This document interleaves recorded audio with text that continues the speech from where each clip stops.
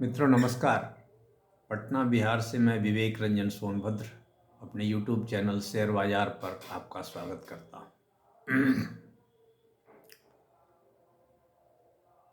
आज बात IPO की जो 2024 में आए थे। IPO तो बहुत सारे आए थे, लेकिन कुछ बड़े बड़े IPO जो आए थे 2024 में, उनमें क्या परफॉर्मेंस रहा, आज क्या इनकी स्थिति है, जनता को कितना, आम निवेशक को कितना फ़ायदा हुआ उस IPO से, ये आपको एक नज़ारा कुछ कंपनियों का मैं दिखाता हूँ, बताता हूँ। जैसे एक कंपनी थी ओला इलेक्ट्रिक, ये सब कुछ कुछ बड़े बड़े ही IPO थे। उसका शेयर बेचा गया 76 में, अभी उसका दाम है 35 रुपया, घट गया है। एक IPO आया था विशाल मेगा मार्ट, जो विशाल मेगा मार्ट करके रिटेल चेन है, कपड़े वगैरह की दुकानें हैं सब जगह। उसका IPO आया था 78 में, अभी है 136 रुपया। ये अच्छा रिटर्न दिया एक हिसाब से। एक आया था वन मोबिक्विक सिस्टम्स लिमिटेड, ये दिसंबर 2024 में आया था, 279 रुपया में आया था, अभी 230 रुपया है, घर से नुकसान है। एक था सुरक्षा डायग्नोस्टिक, ये 441 रुपया में आया था, अभी 265 है, घर से नुकसान है।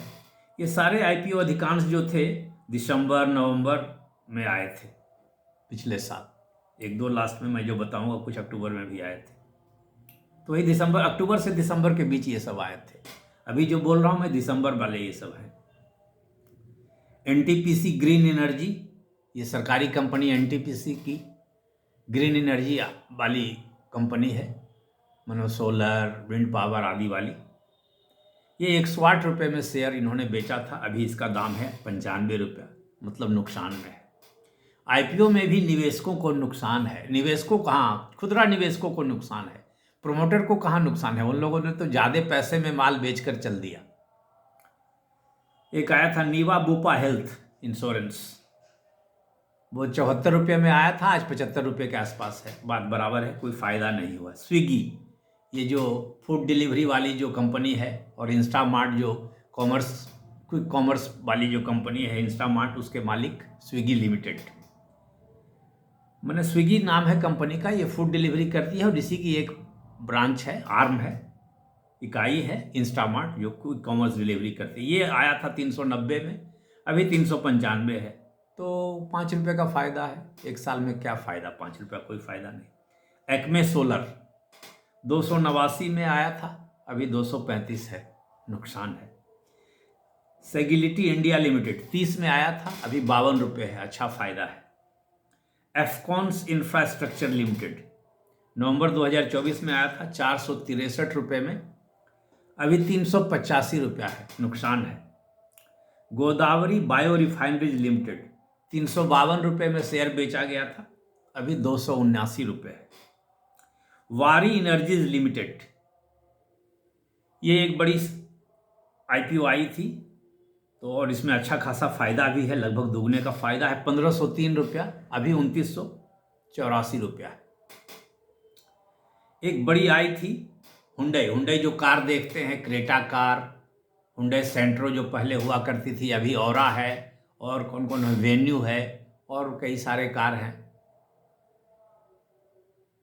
तो इसका आया था IPO, ये कोरिया की कंपनी है, उसकी यहाँ इंडियन इकाई की जो आई थी IPO 1960 में आया था। उस समय तो किसी तरह ये IPO सब्सक्राइब हुआ था, और लगता है लिस्टिंग में शायद पता नहीं कुछ नुकसान था क्या। अभी अच्छा है, 2324 है, लगभग 350-400 रुपये का फ़ायदा है। एक आया था गरुड़ कंस्ट्रक्शंस, 95 रुपये में आया था, अभी 192 रुपये है।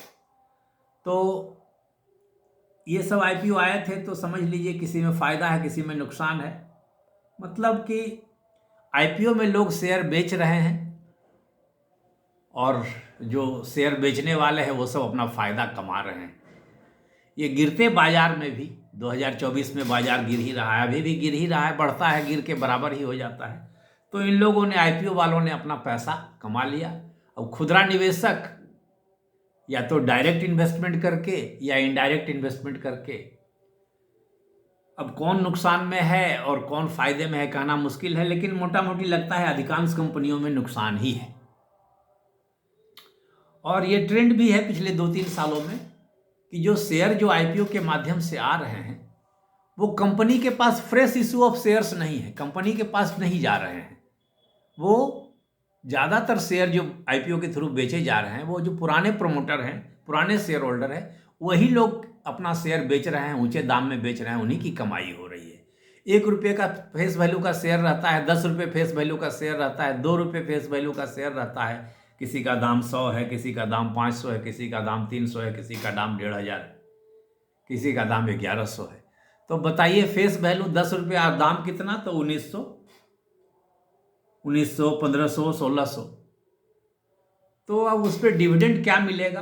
अब मार्केट एप्रिसिएशन तो मैंने देख लिया 1 साल में क्या एप्रिसिएशन हुआ, ठीक है, अभी मार्केट मंदा है, अब आगे होगा, सुधार होगा या जो भी होगा, मैं इस पर कोई अपनी राय नहीं दे रहा, मैं कोई एक्सपर्ट भी नहीं हूँ, मैं तो आंकड़े से समझ करके बात कर रहा हूँ।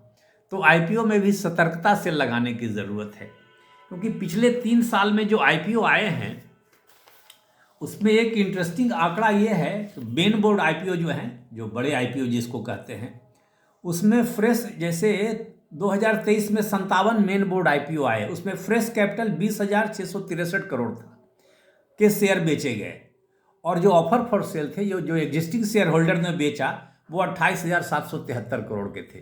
तो एग्जिस्टिंग शेयर होल्डर 28,773 करोड़ लेकर गए मार्केट से अपने घर।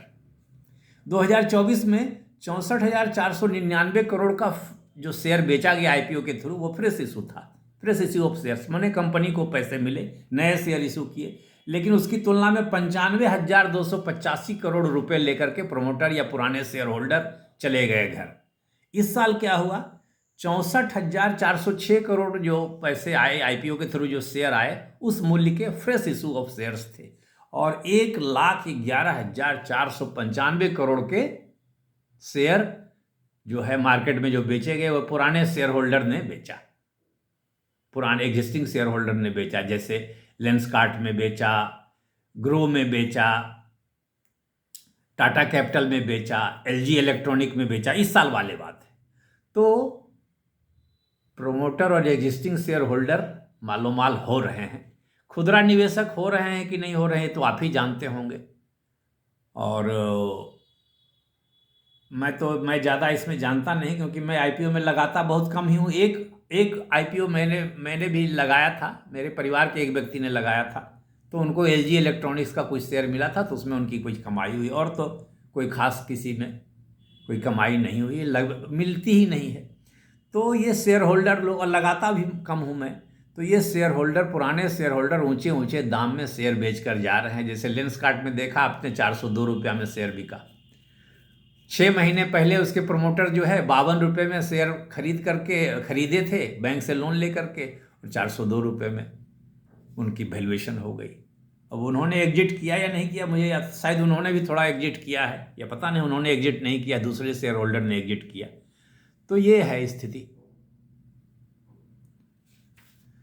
तो आईपीओ मार्केट में भी सोच समझ कर लगाने की ज़रूरत है। और 2024 के आईपीओ का मैंने 14 शेयर का हाल आपको सुनाया, कुछ और शेयर का हाल कैसा रहा वो मैं अध्ययन करके फिर आपको सुनाऊंगा, बताऊंगा। नमस्कार, धन्यवाद।